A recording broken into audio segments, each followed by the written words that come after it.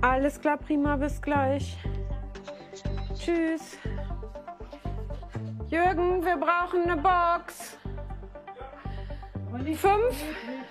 5 Babys. Bei der Igel-Expertin geht es zu wie im Taubenschlag. Und jeder hat ein anderes Wehwehchen. Heute ist ein schlimmer Tag. Das Wetter ist gut, die Leute sind draußen. Und entdecken einen Igel nach dem anderen, der Hilfe braucht. Da sind sie bei der privaten Igelhilfe im unterfränkischen Westheim goldrichtig. Tanja Hein und ihr Mann Jürgen retten gerade rund um die Uhr Leben. Die Auffangstation ist eine von 11 Pflegestellen, die dem Verein Herzensigel angeschlossen sind. Das deckt zumindest die Tierarztkosten. Für Futter und Medikamente ist Tanja Hein auf Spenden angewiesen. Oh, komm her. Im ersten Halbjahr habe ich ungefähr 6.000 € an Kosten gehabt. Und so geht das dann weiter. Und schon wieder klingelt das Notfalltelefon. Da taumelt so einer rum, der liegt auf dem Rücken, kommt er nicht rum, wollte ihn rumdrehen und dann ist er wieder umgefallen. Dann habe ich reingelaufen, dann sehe ich hinten im Eck, hinten im Eck liegt die Mutter. Aber die bewegt sich nicht, die Mutter. Ja, ich würde die Handschuhe anziehen, vorsichtig rangehen, antippen. Dann merken sie schon, ob die reagiert oder nicht reagiert. Also ich würde die Igel dann auch nehmen. Das ist kein Problem. Die müssten sie mir dann nur so schnell wie möglich eben bringen. Ne? Der Anrufer aus der Nähe von Ebern hat eine halbe Stunde zum Fahren. Für die Igel zählt jede Minute. Wenn die klein und schwach sind, die sind dehydriert, die sind ausgehungert, da kann ich nicht noch 2 Tage warten. Ich fühle mich dann immer gestresst und möchte am liebsten sofort helfen und jetzt muss ich halt warten. Bei Familie Hein wird es nie langweilig. Derzeit sind die Nächte extrem kurz. Eine Woche lang mussten diese Igelbabys alle 2 Stunden mit Aufzuchtmilch gefüttert werden. Die Erbse und Mirabelle, die sind fast gestorben. Die waren schon extrem abgemagert. Der Wurf, der kam, war über 5 Tage nicht versorgt.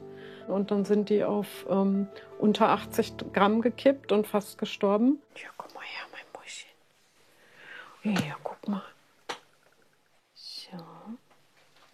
Oh. Und? Ey, wie geil. 100 Gramm?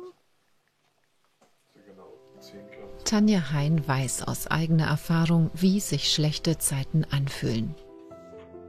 Bis 2022 hatte die Beraterin im Qualitätsmanagement ein ganz normales Leben. Dann bremste sie einen Schlaganfall aus. Ihre linke Körperhälfte ist gelähmt. Lesen und Schreiben muss sie seitdem neu lernen. Und dann trat Murmelchen in ihr Leben. Der Igel lief ihr zu und weckte ihre Neugier. Die ist halt schuld, dass ich das Ganze tue. Mit ihr habe ich angefangen und habe gemerkt, wie toll Igel sind, wie charakterstark, wie unterschiedlich die sind. Das Murmelchen ist immer da, die begleitet mich. Ich habe sie tätowiert.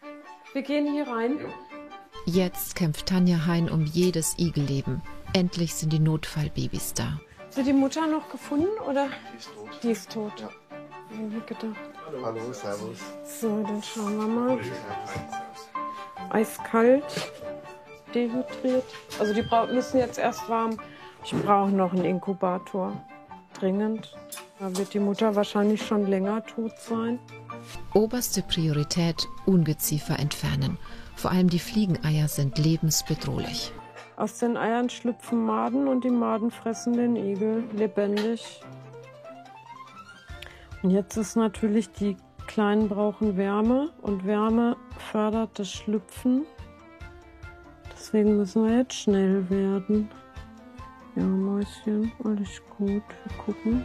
Tanja und ihr Mann sind ein eingespieltes Team.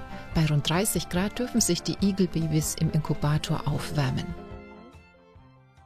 Das Kümmern tut Tanja gut, auch körperlich. Im Umgang mit den Tieren mobilisiert sie ganz nebenbei ihre gelähmte linke Hand. Das ist gerade beim Schlaganfall, dass man immer dran bleibt, permanent beübt. Also nicht darauf wartet, dass ein Therapeut was mit einem macht, sondern man muss halt selber machen. Während Jürgen die Außengehege für bereits genesene Igel mit Katzenfutter und Wasser vorbereitet, päppelt Tanja die insgesamt 10 an diesem Tag eingetroffenen Notfälle auf. Das macht glücklich. Ne? Das ist Glück.